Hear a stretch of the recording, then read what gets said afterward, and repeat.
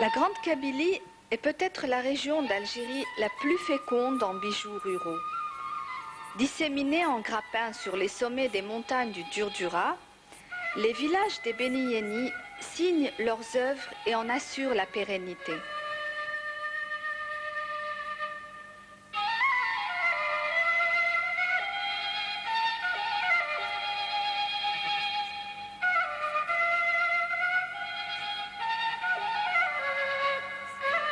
Le regard apparemment lointain d'Amohend, le doyen des bijoutiers de Beni Yenni, marche lentement, grisé de couleurs et de lumière dans la rue brûlante.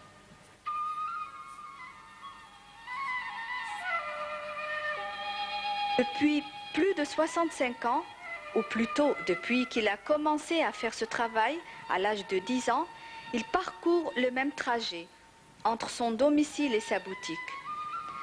La porte de son atelier est basse, étroite, sans exagération.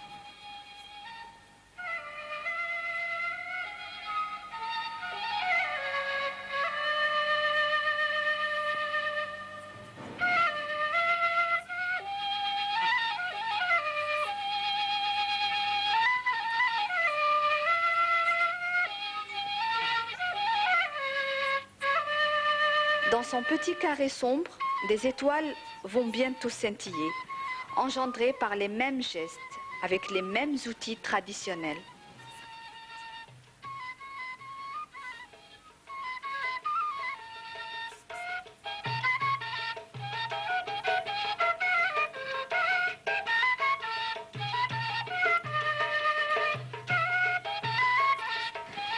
Lentement, comme à regret, l'obscurité se fait moins dense.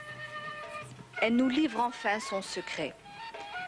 En exposition, des bijoux brillants. Plus loin, de l'argent, des cabochons de corail, des émaux voisinent dans le plus parfait désordre.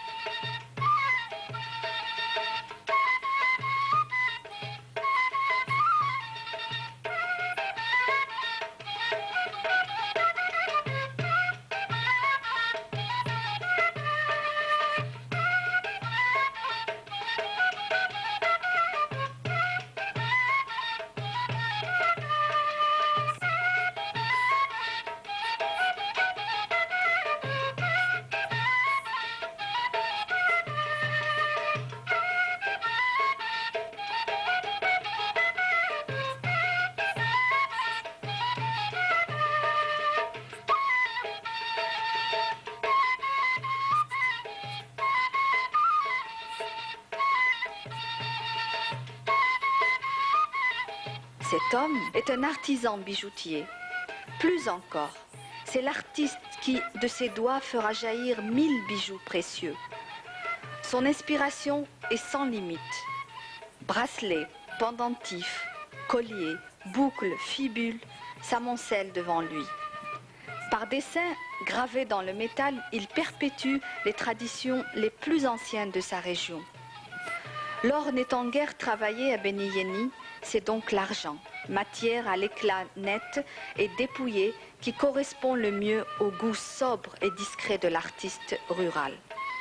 L'originalité et la popularité des bijoux de Beni Yenni tiennent avant tout de la présence d'émails de différentes couleurs, bleu, jaune, vert, dont la douceur des tons contribue à rehausser l'éclat rouge des cabochons de corail.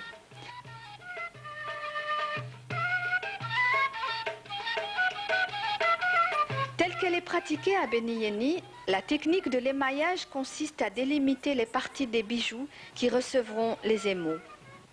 Pour ce faire, les fils d'argent reproduisant le dessin désiré sont soudés sur une plaque en argent de manière à cloisonner l'émail que l'on disposera ensuite dans les vides prévus à cet effet. Après séchage à l'air, on placera le bijou dans un four. Ce n'est qu'une fois refroidi que les émaux prendront leur couleur et brillance caractéristiques.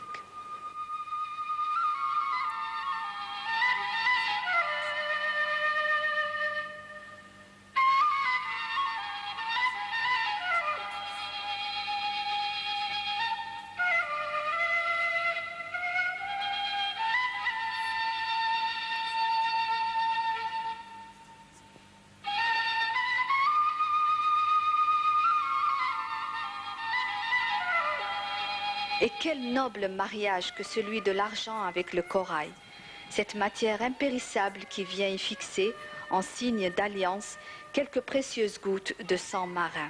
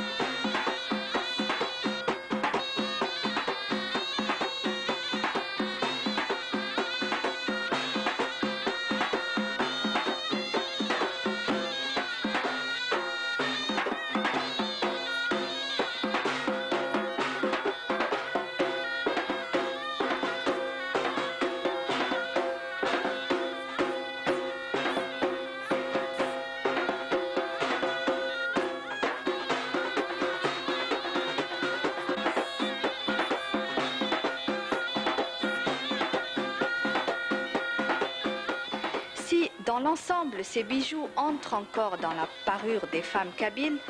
L'anneau de cheville ne connaît plus le succès d'autrefois. Dans les campagnes, la mariée, de quelque condition que ce soit, possède toujours au moins un bijou, celui de la dot. De mère en fille, les femmes se transmettent fibules, bracelets, colliers, dont les pendeloques consistent souvent en pièces de monnaie anciennes.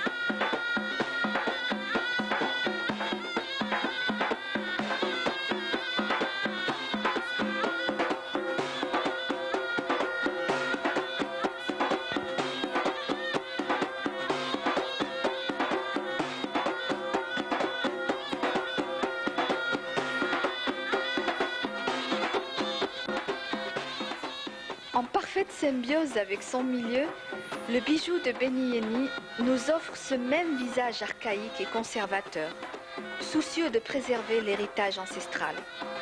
Pourtant, aussi stagnante soit-elle, la bijouterie kabyle, à l'image de tout phénomène social et spirituel de la vie d'un peuple, subit elle aussi des transformations. Ces dernières épousent alors des contours régis selon des lois propres, différentes de celles qui président au développement de l'art citadin. Lorsqu'une nouveauté quelconque arrive à filtrer à travers les mailles de la tradition, son processus de décantation se fera très lentement, jusqu'à la fixer définitivement. C'est à peine si on distinguera alors sa silhouette sur un fond de simplicité et d'archaïsme cher au bijou rural, qui est en somme le reflet d'une civilisation, l'expression d'une sensibilité créatrice et d'une technique retransmise depuis la nuit des temps.